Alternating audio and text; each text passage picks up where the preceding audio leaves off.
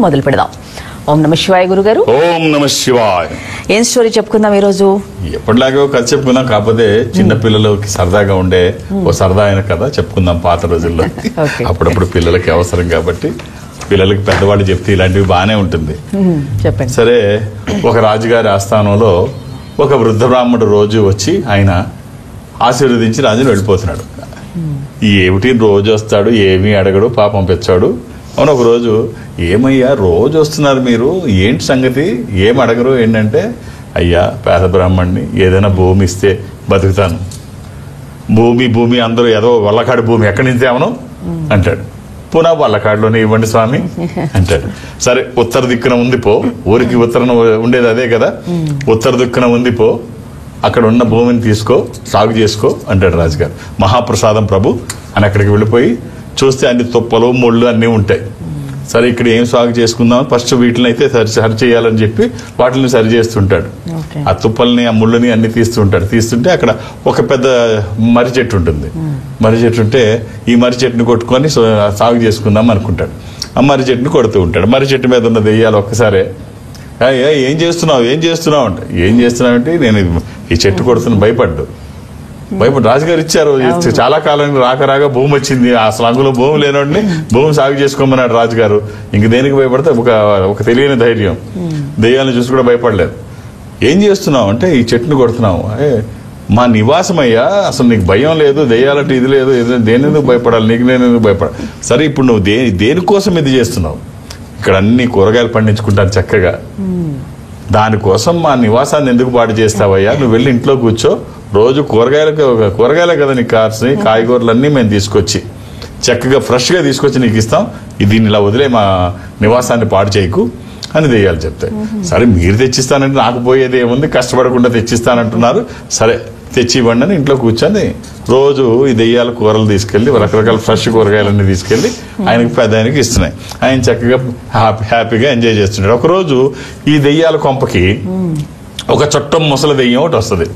ముసలి దెయ్యం ఒకటి వచ్చి చూస్తుంది, ఏంటి వీళ్ళందరూ పని మంచి అడావిడి బిజీ వర్క్ లో ఈ కూరగాయలు సెట్, రోజు ఇదే పని కదా, అవన్నీ తేవడం, శుభ్రం చేయడం, వాటిని గ్రేడ్ చేసేయడం, మంచివన్నీ తీసుకెళ్ళి, ఏంటి పని పిల్లలు మీరంతా ఏం చేస్తున్నారు అంటే, జరిగింది చెప్తే మీకు బుద్ధి ఉందా లేదా, వాడెవడో ముసలి బ్రాహ్మడు వాడు అడిగితే మీరు ఇవన్నీ చేయడం ఏంటి, ఆ సంగతి నేను తేల్చేస్తాను, వాడు దేంట్లో గొప్పవాడు, అసలు మనకి ఎవడన్నా భయపడాలి, ఆ ముసలాడికి మీరు భయపడడం ఏమిటి, ఎక్కడుంటాడు వాడంటే పలానా దగ్గర ఉంటాడు, సరే మీరు ఇలాగే ఉండండి, వాడు రేపటి నుంచి వాడిది గొడవ మీకు లేకుండా నేను సెట్ చేసి వచ్చేస్తానంటే, అంతకంటే మాకు కావాల్సింది ఏముంది, రోజు చేయలేక చచ్చిపోతున్నాం ఇవి. సరే, ముసలి దెయ్యం అక్కడికి వస్తూ ఉంటే ఇంటి దగ్గర పని పాటు లేకుండా ఖాళీగా కూర్చున్నాడు. ఏం పని ఉంది, అన్ని ముఖ్యమైన అన్ని అవి చేసి పెడుతుంటే మనకి ఏముంది. సరే, ఖాళీగా కూర్చొని ఉంటే ఓ రోజు ఒక ఎద్దు లోపలికి వస్తుంటది, వచ్చి ఇబ్బంది పెడుతుంది. రోజు దీంతో గొడవ పడలేకపోతున్నాం, ఈరోజు గట్టిగా దీని సంగతి తేల్చేయాలని దుడ్డుగారు తీసుకొని దాన్ని లోపలికి వచ్చేటప్పుడు బలంగా కొడదామని చెప్పి నిర్ణయించుకుంటాడు. అది లోపలికి వస్తుంటే బలంగా కొట్టాడు. సరిగ్గా అదే టైంలో దెయ్యం లోపలికి దూరింది. దాని నడుము ఇరిగేటట్టు బలంగా ఈ కర్ర దాని మీద పడింది. ఈ కుయ్యో మొయ్యో కుర్రో మురో కుయ్యమని మా ఈ బాబాయ్ ఈ మామూలు కాదు, ముసలాడు, అసలు భయం లేదు సరికదా, విజృంభించేస్తున్నాడు. ఇప్పుడు చూస్తే దెయ్యం కంగారు పడతాడు, అమ్మ బాబు ఇదేం చేస్తుంది, ఇప్పుడు కొట్టాను నా మీద పడుతుందేమో అని ఈయన అనుకునేటప్పటికి, అయ్య బాబాయ్ చంపేస్తున్నావయ్యా బాబు, ఎందుకు ఇలా కొడుతున్నావు? అప్పుడు అనుకుంటది, మా వాళ్ళు అందరూ భయపడేది ఇందుకేమిటి, సామాన్యుడు కాదు, ఇంత అనుభవం నన్నే ఒక్క దెబ్బకి కింద పడేశాడు, వీటితో పెట్టుకుంటే ఇంకేముండదు అనుకొని, ఇక వీటితో మంచిగా ఉండడం మంచిది, ఎందుకు కొడుతున్నావు, నీకేం కావాలో చెప్పు, అనవసరంగా నన్ను కొట్టకు అంటే, ఆహా ఇదేదో మనకు ఉపయోగపడేటట్టుంది, మనం భయపడక్కర్లేదు అని చెప్పి, ఏంటి ఎందుకు వచ్చావని అడుగుతాడు. ఎందుకు రావడం ఏంటి, మా వాళ్ళు అందరూ కూడా నీ దగ్గరికి పంపించారు, కూరగాయలు ఒక్కటే సరిపోతాయా, మిగిలిన అన్ని కావాలో తెలుసుకొని రమ్మన్నారు అంటే, ఏమేమి అవసరం అయితే అన్ని ఏర్పాటు చేయిపో అంటే సరే, అక్కడికి వెళ్ళిన తర్వాత ఈ తన్నులు తిని అక్కడికి వెళ్ళిన తర్వాత ఇవన్నీ ఎదురు చూస్తుంటారు, రేపటి నుంచి మనకి ఈ పని ఉండదు కదా అని.